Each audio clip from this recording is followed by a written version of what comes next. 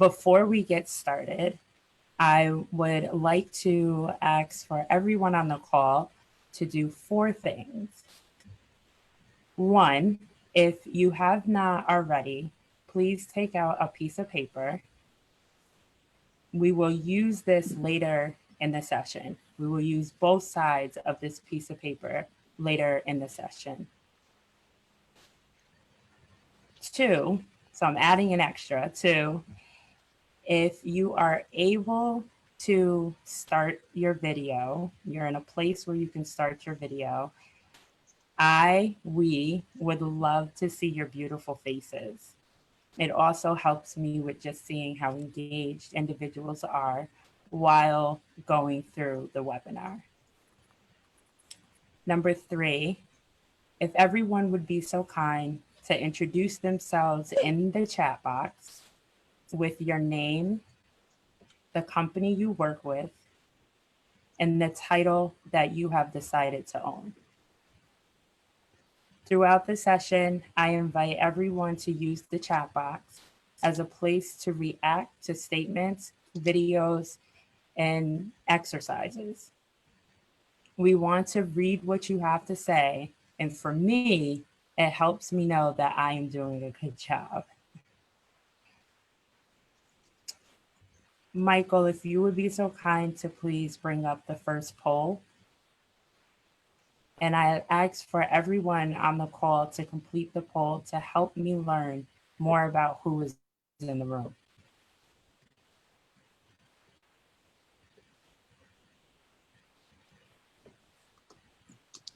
Sorry, technical difficulties, Coach Carmen. Just give me one more moment and I'll get that poll up.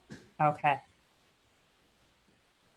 Well, while Michael is working on that, I will move into my introduction, some of which I'll leave out because Maureen was ahead of me. But I am excited to be here this afternoon with an audience of professionals seeking to enhance their toolbox of knowledge, skills, and strategies in support of including the voice of individuals, including both the voice and the presence of people from diverse backgrounds in your companies. I was born in Poughkeepsie, New York, an urban city a little over an hour from here. In elementary school, I moved to Wappingers Falls, a village in New York. Then in middle school, I moved to Spackenkill, a suburb in New York. And I stayed there until the end of the first semester of 10th grade, which at that time, I moved to the city of Albany, an urban city, and I am still here. My experience living in various communities has positioned me to have the comfort and ability to communicate with, live with, and work with people from diverse backgrounds. As Maureen stated, I am the chief coach and founder of Mission Accomplished Transition Services. Our mission is to prepare young professionals, aspiring young professionals for the global economy by providing access to coaching, job training, and professional development. Since 2012, we have helped over 5,000 young professionals and entrepreneurs with their career and academic transitions.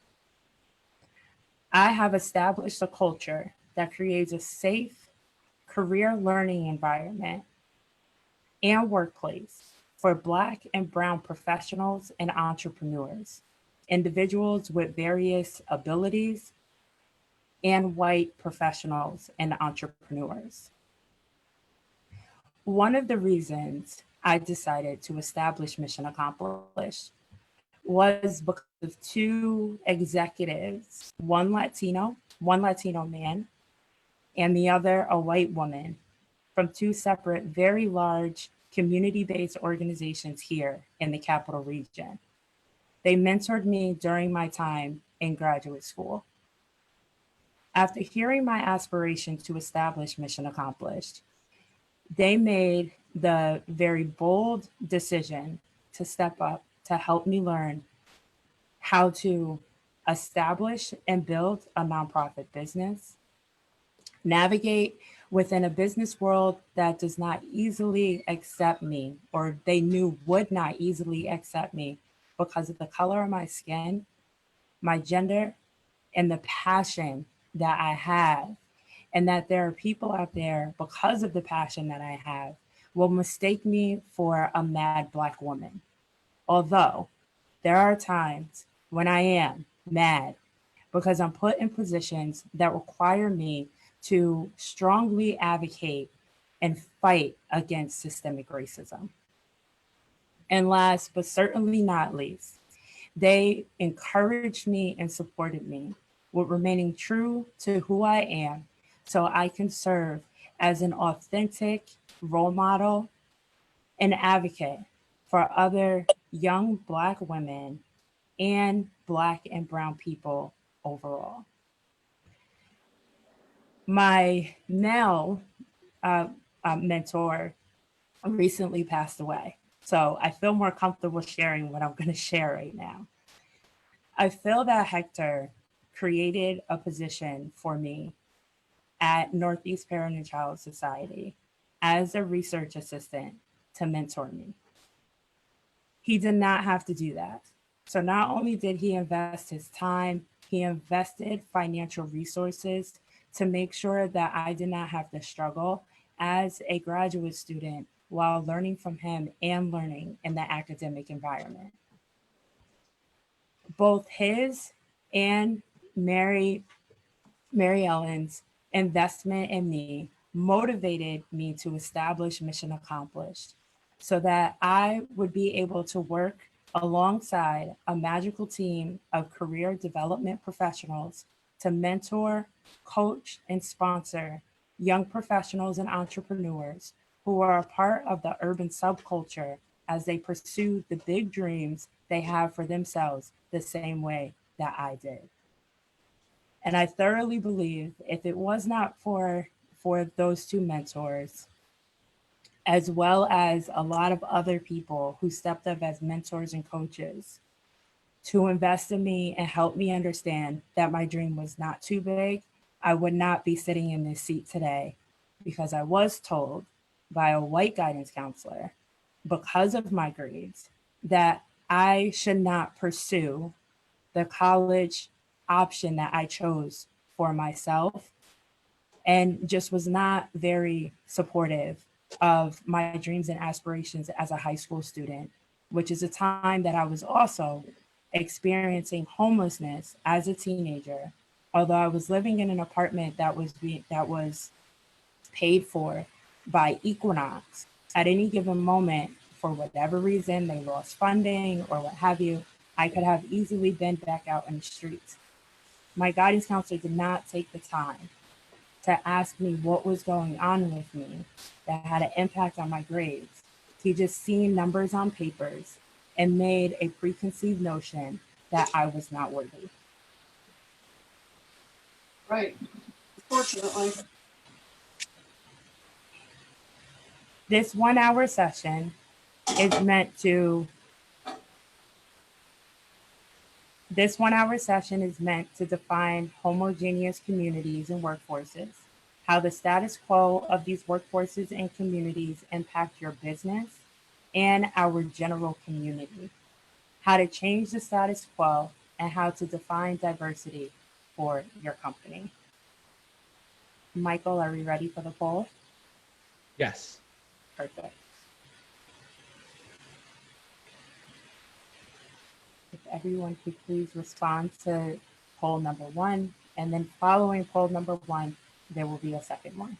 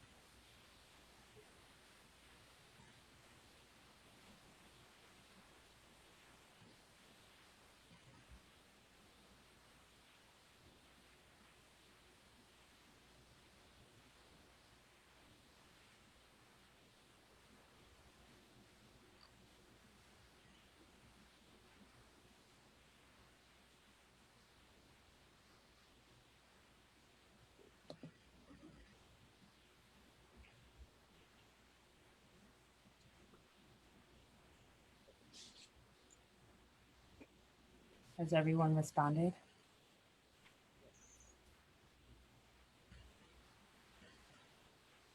Michael, are we able to see the results?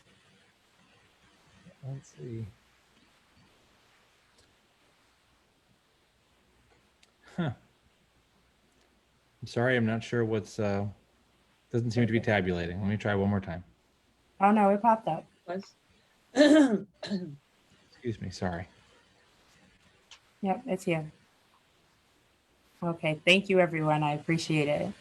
So we have a good mix of individuals. If we could go to number 2, Michael.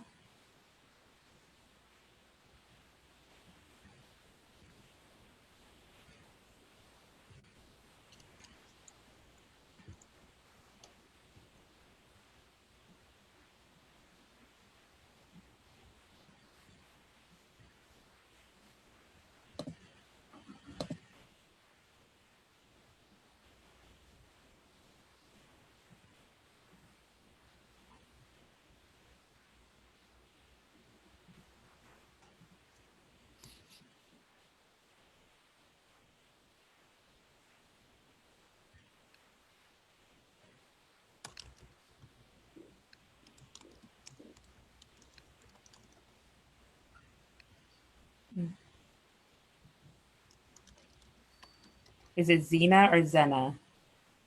You just Good commented. question. It's Zena. Zena. Okay, thank you very much. It's good to know that you have a voice in your company, which ultimately makes you a decision maker if you're able to influence change.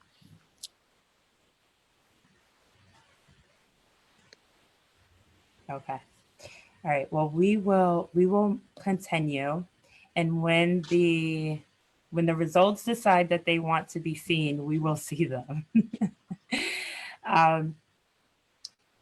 There we go. Okay, great. This is awesome. So we have a 60-40 split. Thank you, Michael. Before offering some suggestions on how people living within homogeneous communities can diversify their workforces, I would like to review some stats, some vocabulary, and some situations. This will allow us to establish a foundation of why we need to develop some strategies or learn some strategies on how to create a workforce that encompasses individuals from multiple different backgrounds. Michael, if we could have the PowerPoint. There we go.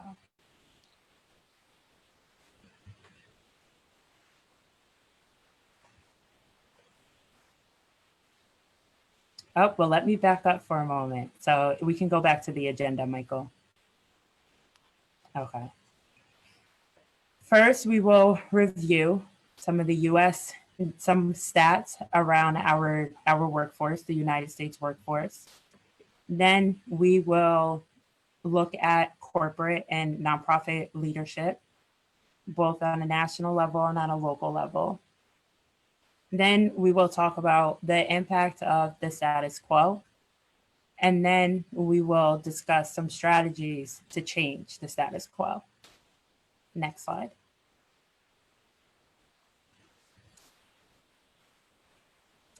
Okay. So we are into the demographics of our country.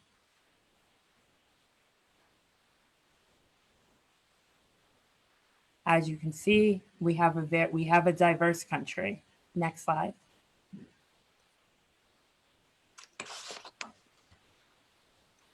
When it comes to education, there are more people in our country who have high school diplomas than individuals who have bachelor's degrees.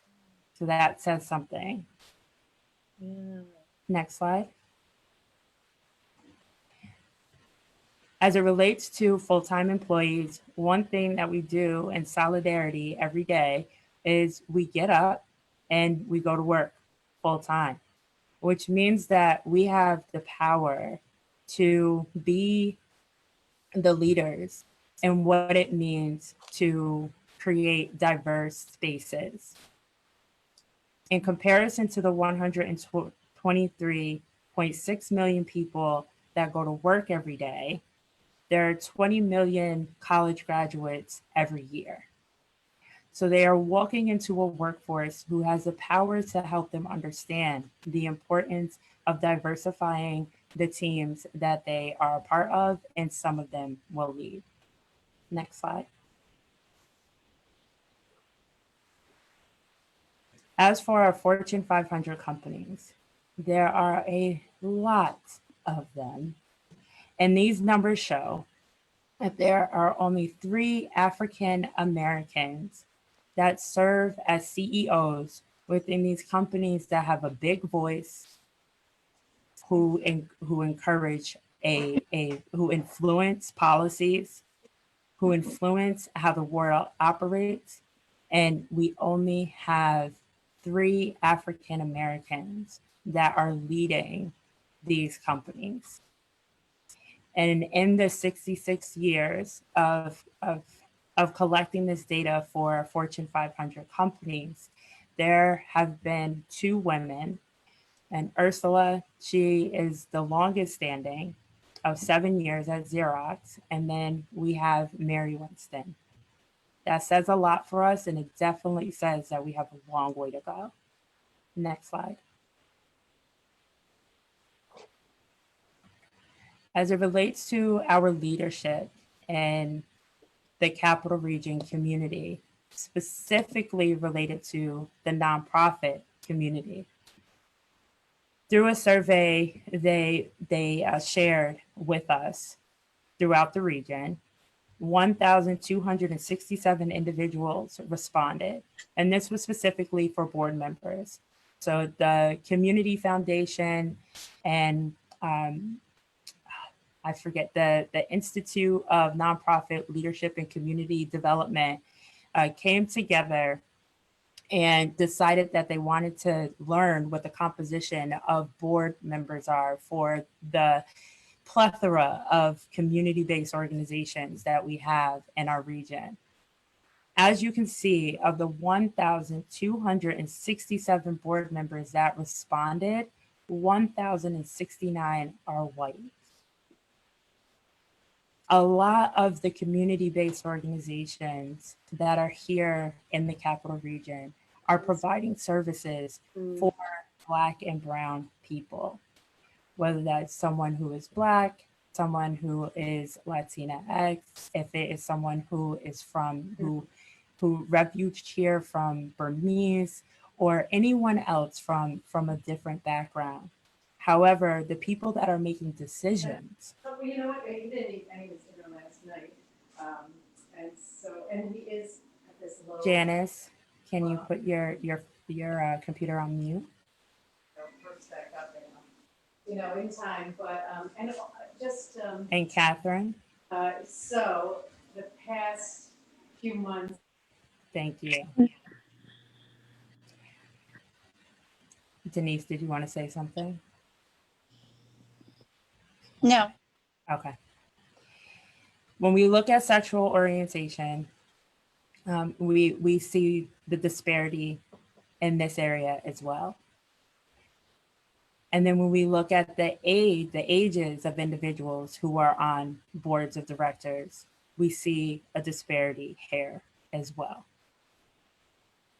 It's not as the numbers are not as drastic when we get to the ages of board members, with the exception of individuals who are under the age of 18 and between the ages of 18 to 24.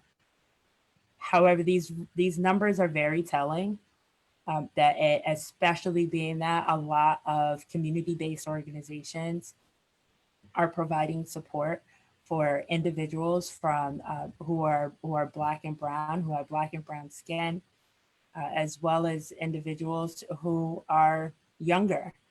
And it's time for our businesses, both the corporate world, because the Fortune 500 numbers showed that there's a clear disparity, as well as the nonprofit corporate world. So for-profit corporate world and the nonprofit corporate world.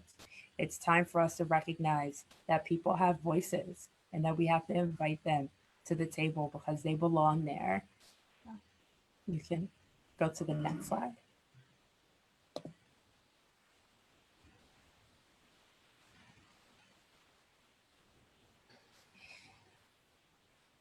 These numbers show the differences within our country. Although some of us may live in homogeneous communities, please go to the next slide.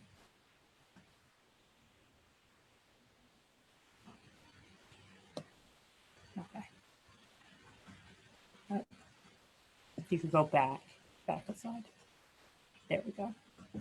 Although some of us may live in homogeneous communities, whether that be the communities we live or the communities we develop with our friends, our family, and our colleagues. Our decision to be a part of these communities promote the status quo. The status quo gives power to comfort. Please go to the next slide. Which equals conformity, which gives you and your team, your professional community, the permission to identify and recruit individuals who look like you, who engage in similar social activities as you do, who have similar belief systems and belief and value systems as you do, and who overall make you feel more comfortable during those times when you have to have hard conversations in order to make hard decisions.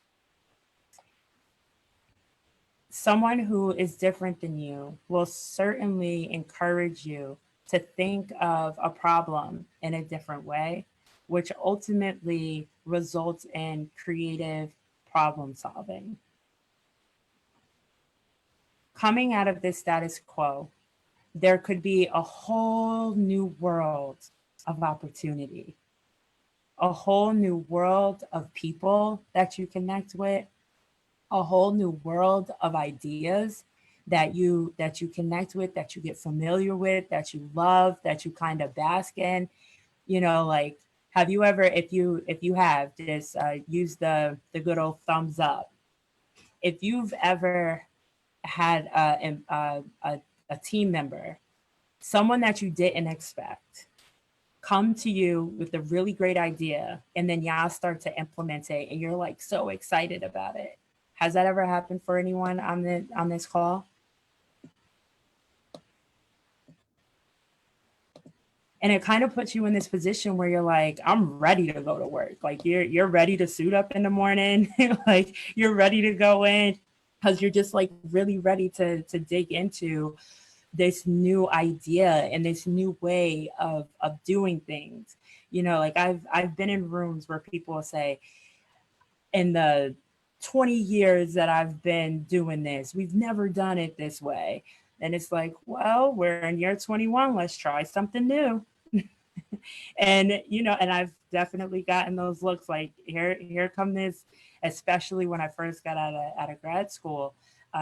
Here comes this young, bright-eyed and bushy-tailed, you know, young lady telling us what it is that we need to do. And we've been doing this for the past, 20 years. And it's like, well, I come with a fresh perspective because I haven't had experience in certain professional positions, which ultimately gives me a blank slate to be able to work from. If you could go to the next slide, and we can play this video. Are you seriously considering her as a candidate? Just don't trust her. She's a woman. She's a This is a woman. man's job. Clearly not educated. Really? Does she even speak English? That's not me. I'm not like that. You call it an honest mistake. Science calls it a blind spot. Our unconscious mind is a mysterious and powerful thing. It makes 90% of our decisions without us even knowing it. Our brains are overloaded with 11 million pieces of information every second. Yet we can only process about 40 of them. So we're wired to make cognitive shortcuts, using past experiences to make assumptions. And you know what happens when we assume? Our unconscious mind can put us on autopilot, determining where we sit, who we eat lunch with, who we turn to for advice, and who we choose to offer a helping hand. Living our lives with blind spots can put us in a tunnel. Same point of view, same decisions, same outcomes. We can find ourselves trapped in the land of snap judgments and misconceptions. We've all been on both the giving and receiving end of blind spots. Think about it. Who's talented? Who's able? Who can I trust? Who belongs? We've all been there. Blind spots are part of the human condition. Our choices have consequences for us and the people we interact with. By accepting that blind spots exist, we can stop. Imagine what possibilities exist if we could do it all over again. Different perspectives, inclusive relationships, diverse networks, better outcomes, seeing people for who they really are. People like you with unlimited potential. We all have blind spots. Once you accept that you have them, you can choose to do something about it. It's time to check your blind spots and focus on what's possible.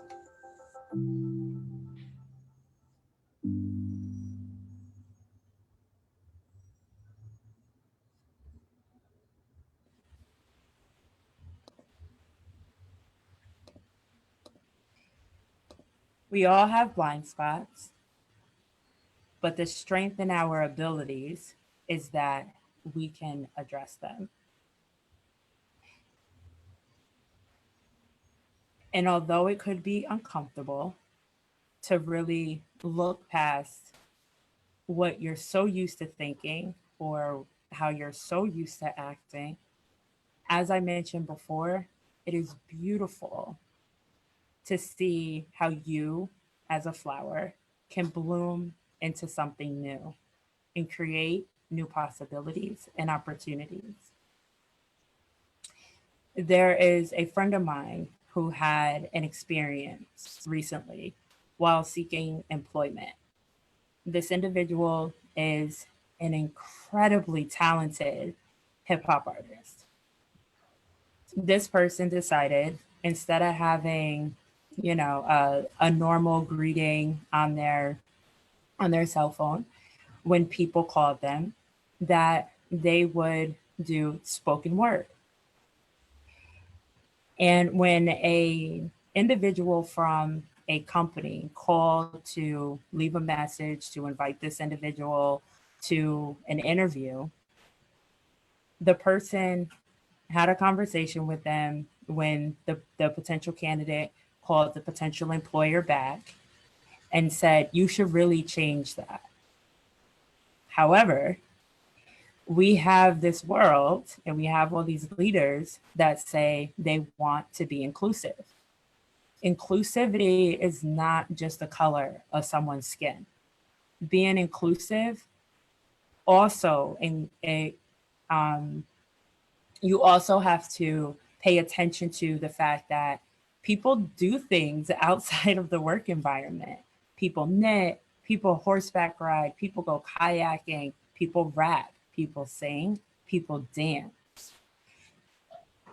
These experiences that they have in their life can help create solutions that are innovative.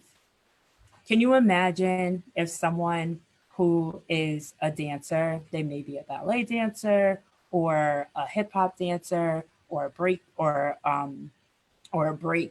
dancing dancer? That sounds for a bit, but they could be a break dancer. All the pop, lock, drops that you do, and because they do that, and the practice that they have to do in order for them to perfect their craft, they could bring that into the work environment. The way that a lot of artists actually go about, music artists actually go about preparing to release their songs. They're like inside of a studio for hours, and I'm sure that some of us can actually benefit from knowing how to just focus on one thing for a certain amount of time in order to perfect the craft so that your target market responds to you the way that you're looking for them to respond to you. If you could go to the next slide, please.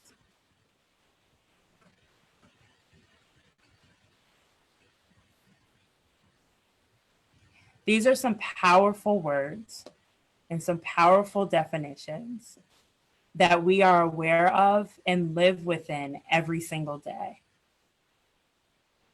and are promoted by homogeneous communities, because when you do not interact with people who are different than you, it's easy for you to employ the characteristics of racism and prejudice and institutional and systemic racism. Next slide, please. This statement is 1,000,000% true. I don't even know if you could really have 1,000,000%, but it is 1,000,000% true. Who on this call is familiar with the situation that took place in 2018 with H&M? You could do a thumbs up or raise your hand. Okay. If you could go to the next slide, please.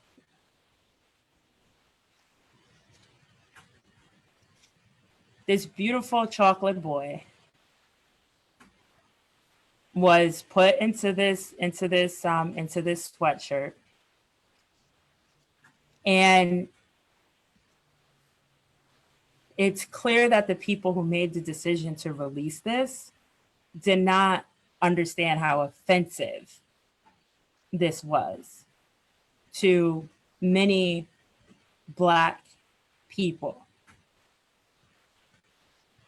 People who get upset with us, though the N word is used quite a lot, people will call us monkeys, which is a way to call us ugly.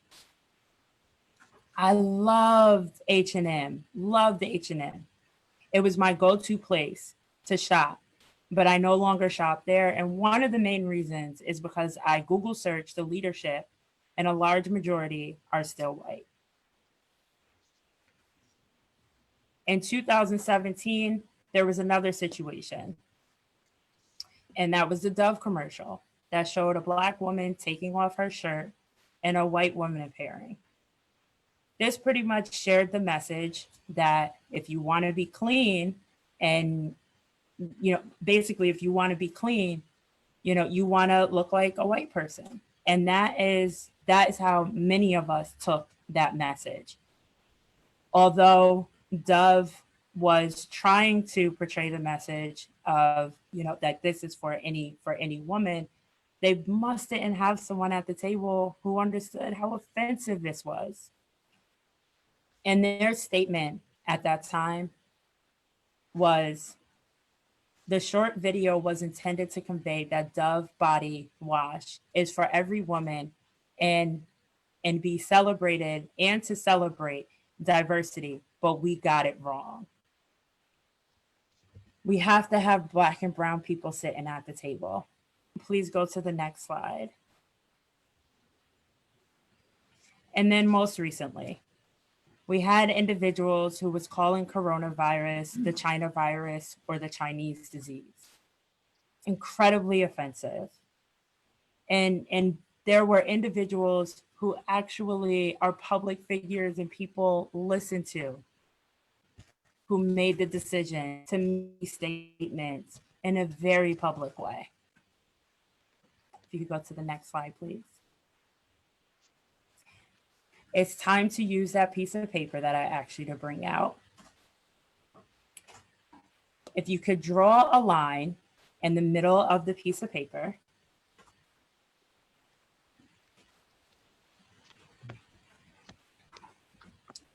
And on one side, on the top, you're going to write problem.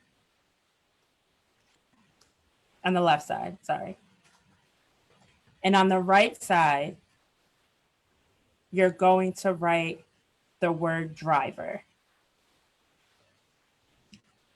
So I would like to give you a few minutes because we're already at 1:15. Time goes by so quick. I'm going to give you a few minutes, and if you could please write what the problem is around the lack of diversity within your workplace as it results to being a part of homogeneous communities. And then on the right side, if you could write 1 to 2 drivers, which are influencers, what influences or what drives this problem to remain your status quo? And there's a couple examples there to help you.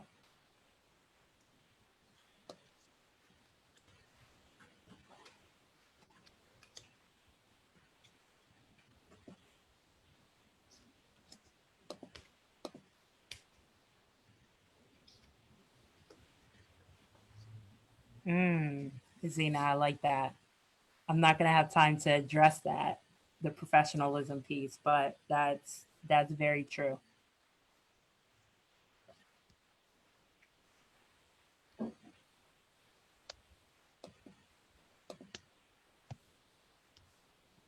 If anyone has written down their problem and has written at least 2 drivers, can you do a thumbs up? And if you are brave enough to share, I would love for 1 person to share.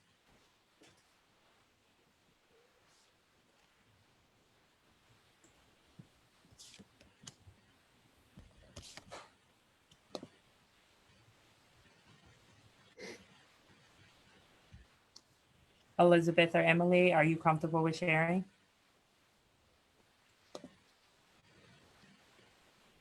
I can share Okay. the problem and the driver. Yep. So the problem identified is that we are a majority white and majority female team. And one of the drivers I identified had to do with stereotypes because we're an educational organization. We know that there are stereotypes about men and public education. We don't see as many men in that field. And I also identified expectations as a driver because I don't know, but I think that when people are looking for candidates or hiring candidates, they are more likely to move forward with candidates who look and act and think like they do. Yep. So it becomes a self-perpetuating cycle. Yep. Yep. That's that comfort, please. The comfort equals conformity. Thank you for sharing. I appreciate that. And if there's anyone else that would like to share, certainly feel free to share in the chat box. Michael, if we can go on to the next slide and play the video.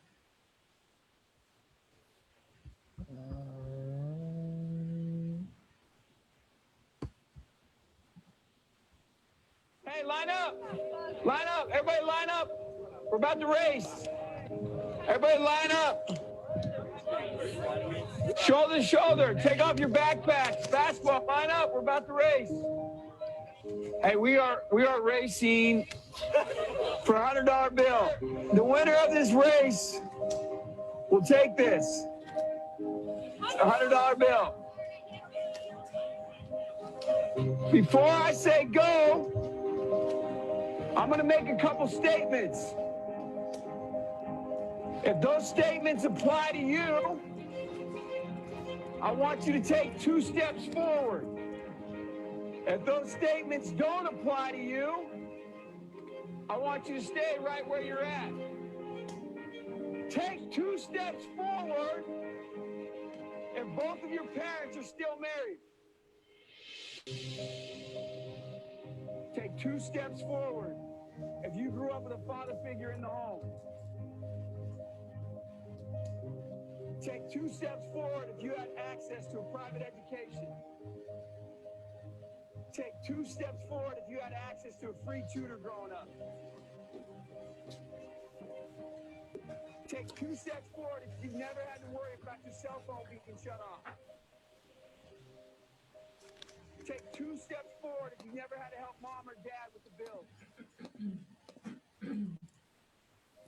Take 2 steps forward if it wasn't because of your athletic ability, you don't have to pay for college.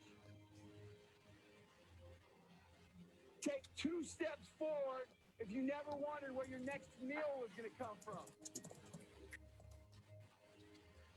I want you guys up here in the front just to turn around and look. Every statement I've made has nothing to do with anything any of you have done. Has nothing to do with decisions you've made. Everything I've said has nothing to do with what you've done. We all know these people up here have a better opportunity to win this $100. Does that mean these people back here can't race? No. We would be foolish to not realize we've been given more opportunity. We don't want to recognize that we've been given a head start. But the reality is we have. Now, there's no excuse. They still got to run their race. You still got to run your race. But whoever wins this $100, I think it'd be extremely foolish of you not to utilize that and learn more about somebody else's story. Because the reality is, if this was a fair race and everybody was back on that line, I guarantee you some of these black dudes would smoke all of you. And it's only because you have this big of a head start that you're possibly going to win this race called life. That is a picture of life, ladies and gentlemen. Nothing you've done has put you in the lead that you're in right now. When I say go, on your mark, get set, go.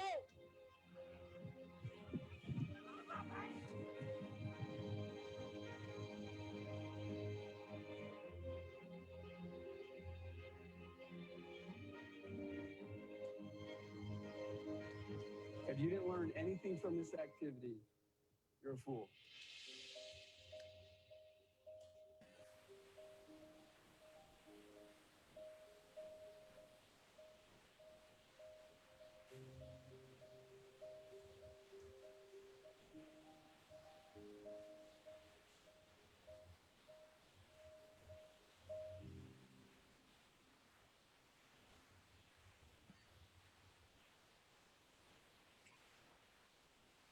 As one of our participants just stated, Mr. Quetta Jones, this video speaks volumes, and it does, because it's so true. And also, one of the most powerful pieces of this video is the fact that at the end, they all came together, they stood around in a circle, and they held hands. I can only imagine the conversation that they had. You can go to the next slide. So before we go into the changing the status quo, just by the thumbs up or responding in the chat, we have 8 minutes left, but I know that I am going to need a few more minutes. So how many people are able to stay on the call for about maybe 10 to 15 minutes more? Perfect. Okay, so I'm gonna keep going. I'm gonna move myself along here. I might skip over a couple of things because I want to make sure that we get to one of the second most impactful exercises during this webinar. So really, the message behind all of what I have been talking about is that you stretch in ways that you cannot imagine when you engage in uncomfortable situations and allow yourself to be around and to identify, recruit, hire, and retain individuals who are different than you are. You will stretch in ways polite conversations will not allow. Next slide.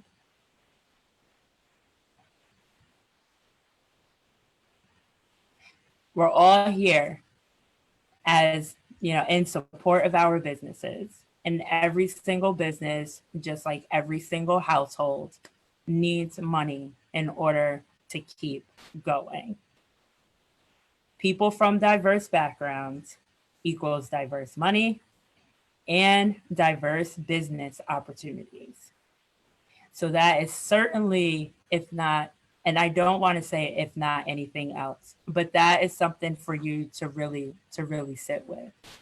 But also when it comes to, if you're someone that's in an education environment and you're wondering, you know, why, or you're in a construction field, or you're in any other field where you're just not seeing individuals from diverse backgrounds really accessing the services or the products that you have to offer, you know, it's really time to sit with yourself and question why, and start to develop some very honest responses to that, so that you can keep your business afloat. We've seen some statistics earlier, and white people are still the large majority, but it is changing very fast, which means that you need to adapt as well. Next slide.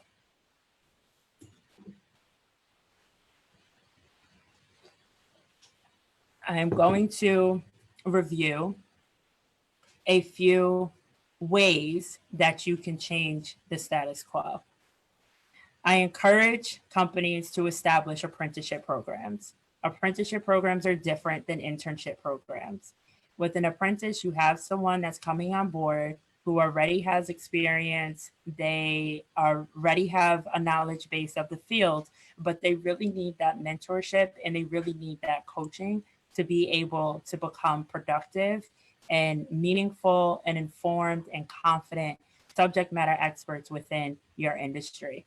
And I truly encourage that you start at $21.50 an hour, along with benefits, to make sure that the individual that you're mentoring and coaching is able to have a good quality of life.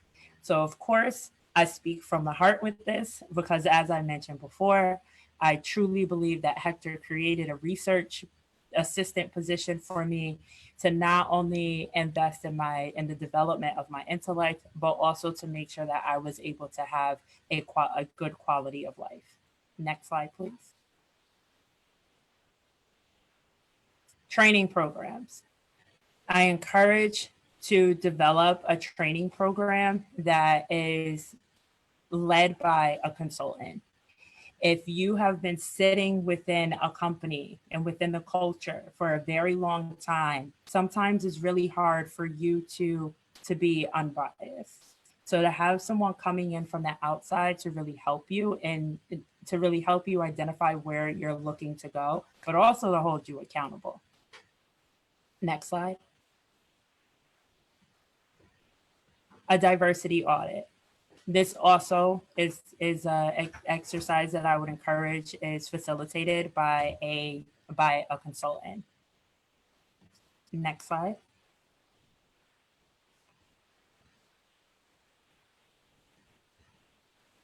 Get rid of degree requirements in positions where you are allowed to do that. There are some positions that don't need a degree, you know, or you have someone that has a degree that's totally unrelated to the position that they're in, but they were able to get in the door because they have a degree. There are individuals out there who have taught themselves.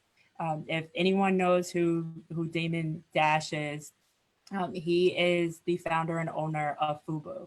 He did not go to college. He's now a shark on Shark Tank. We have Mark Zuckerberg. Everybody uses Facebook, right? Right now, this is actually being shown live on Facebook. And we know the story of Mark, where he left Yale. I believe it was Yale. He left Yale to pursue this, and look where it is today. And, you know, he continued to educate himself. So there are positions out there that do not require a degree, but what they do require is someone who takes the initiative, someone that is driven, someone that has experience and knowledge because they taught themselves and they went above and beyond the call of duty to do that. And they weren't motivated by sitting in a traditional setting in order to get a degree. They did it because they were passionate about it, and you can't teach passion. Next slide, please. Be clear about your ask. If you are seeking to bring on individuals from backgrounds that are not traditional, and your work in your work environment, I truly encourage you to share this statement on your job announcements. Next slide. A diversity referral program. There's a lot of companies that have referral programs, and individuals get some form of an incentive in order to, when they bring in someone. I encourage to have a diversity referral program. This is going to encourage individuals to reach out to people who they would not typically reach out to, not just the person that they're cool with, that they see all the time, and that they know has a skill set. It encourages people to take that extra step. Next slide. Remove tokenism. How many people, by the thumbs up icon, how many people has been in a company where there's one Black or brown person? And then all of a sudden we become the expert for all Black and brown people. Like it's exhausting, but not only that, like, you know, we want to learn from other people too. And when I say Black or brown, I'm talking about African American, Asian, Hispanic. I'm talking about individuals from a variety of backgrounds, people from Burma, so that we can really learn from each other. And also, one of the great benefits is the food. Next slide, please. Okay, this is the last exercise before we move on to our extra 9 minutes that we have. If you could please, on the back side of your paper, draw 2 lines. So I'm going to ask you to create a force field analysis, which is a management framework that is utilized to force teams and individuals to truly identify the activities that drive them towards a change or towards a goal, or the restraining forces that take them away from achieving the goal or the change that they're really looking for. And it also helps you with communicating why change should happen and the benefits of the change, the processes, the business practices that's related to the change. And it also will help you recognize how they're going to be impacted, whether it's negatively or it's positively. And if it's in a negative way, like how can you combat that, or how can you navigate or manage that piece? Next slide, please. So this is what your force field analysis kind of looks like. You can make it pretty later.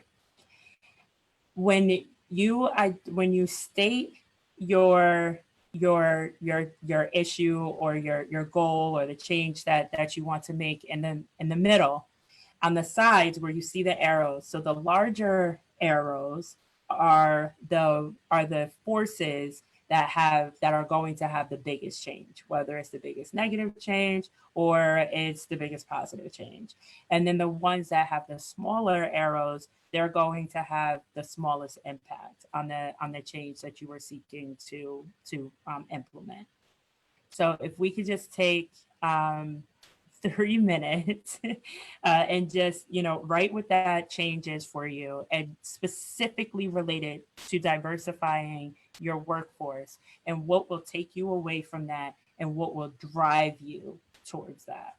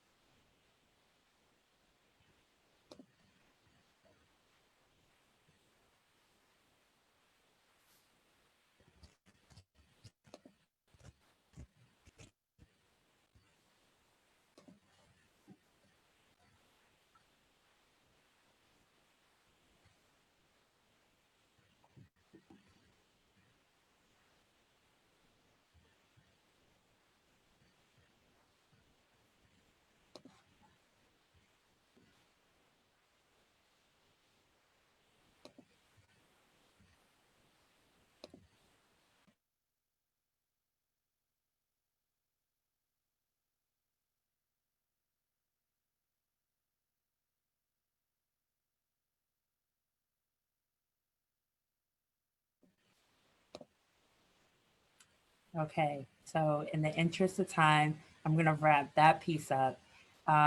Is there someone that can talk fast and just share what their goal is in one driver and one restraining force? I would be glad to. I'm on a board that serves the LGBTQ community in a therapeutic sense. And the driving force, as far as I'm concerned, would be to make sure that the organization stays economically viable. And even though it's a nonprofit. And the restraining forces that I've encountered are things are done the way they've always been done, seniority rules. It's not metric driven, it's rather loosey-goosey in terms of measuring accomplishments. And there's an unclear path to enact needed change. People are idea driven rather than results driven. Thank you, Marina. That's powerful, and I wish I could respond some more. So hopefully, maybe you and I can hop on a call because I would love to have a conversation around that. But I really, you're welcome. I really encourage everyone to schedule an hour in your day to complete a force field analysis by yourself. Don't include anyone else yet. Just do it solo so that you can just really see where your head is at. Next slide, please. Diversity is America's unfinished business. And I believe that a lot of people who are watching right now are primarily from the capital region. So I am going to say that diversity is the capital region's unfinished business. And we have a lot of work to do. And we have to get uncomfortable. And we have to be able to move forward as a united front to be able to change the face of so many businesses here in the capital region that have a huge impact on the lives of Black and Brown people. Next slide, please. These are some steps that I am going to leave with you. And I will share these through email, or someone will share these through email as well, just in case you want somewhat of a framework or just some steps to help you with being able to move forward. The one thing that I definitely want to leave you with is to be transformational. And being transformational is not easy because, as Marina said, people are comfortable with just doing things the way that they have been done for a very long time. And change just does not happen there. And another thing that I just want to say, if you are someone who's in a decision-making role and you are ready to change the workforce within your company, please, please, please make sure that you take the time to create a culture that is going to be inviting to people that are different than the majority of the individuals that are in your workforce. It is emotionally taxing and it becomes emotional abuse when you have someone that is walking into a place and people do not understand them and people do not take the time to try to understand them. It's a fight that they have to prepare for every single day. And I imagine that a lot of us have been in that position before where we needed to wake up to go fight for some reason. And it's not a good feeling. So no one should have to do that when they're on their way to make a change for other people.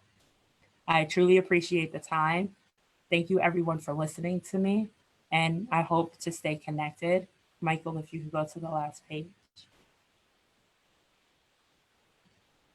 I encourage you to get social with me and also with Mission Accomplished Transition Services. Have a wonderful Friday. Thank you. Well- Thank you so much, Coach Carmen, for this wonderful presentation. I learned a lot. I also want to thank everyone who participated. We had so many comments happening in the chat, and I think that made it a richer experience for us all. So thank you for participating and giving us this part of your day. And So- Maureen, thank you. I want to thank you. I want to thank the Bethlehem Chamber. And if you liked what you saw today, there's a lot more of this coming down the pike. I put it in the chat a few different times, or you can go to the Proctor's website and you can register for all of these programs, including our community read, as well as our session with Dr. Eddie Glad on October 6th. It is all free. It is all open to the public. It is all, in addition to doing it via this Zoom format, it is on Facebook and our other platforms through Proctor's Collaborative.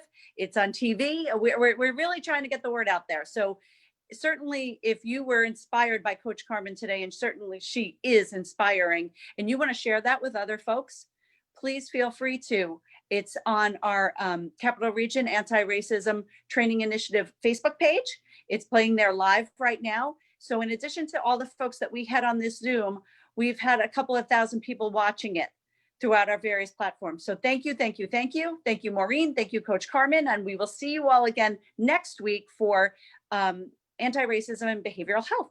Thank you.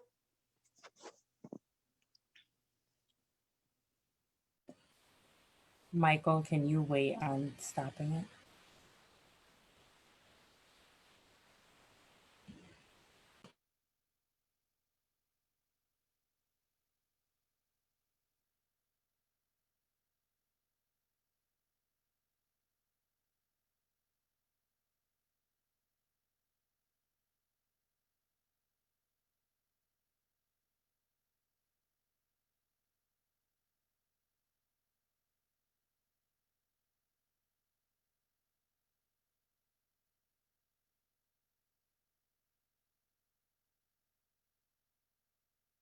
That he can.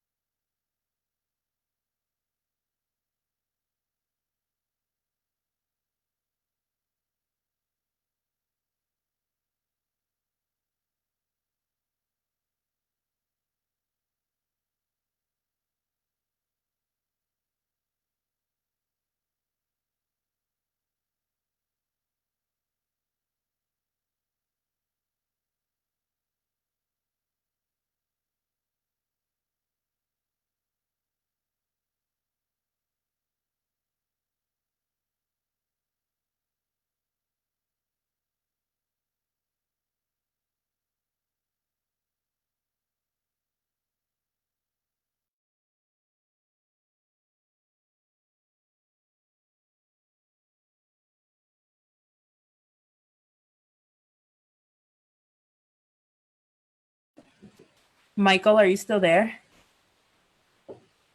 Yep, let me just end the Facebook. Okay. I'm like, they're not